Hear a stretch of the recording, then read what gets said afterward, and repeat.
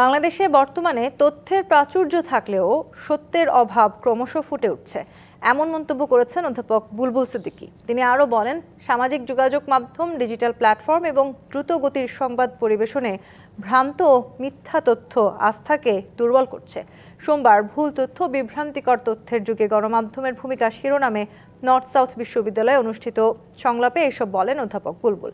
আলোচনায় doctor SM. Rizwanul Alam সরকার ও জনগণের বিশ্বাস ফিরিয়ে আনতে মিডিয়া লিটারেসির উপর গুরুত্ব আরোপ করেন। সংলাপে আরও কথা বলেন ঢাকা বিশ্ববিদ্যালয়ের সহযোগী অধ্যাপক ডক্টর সাইফুল হক।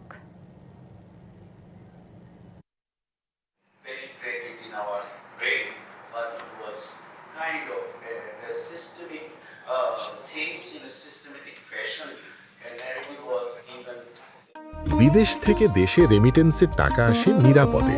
তাই আজই আপনার আপনজনকে বলে রাখুন, রেমিটেন্সের টাকা যেন শুধু নগদেই পাঠায়।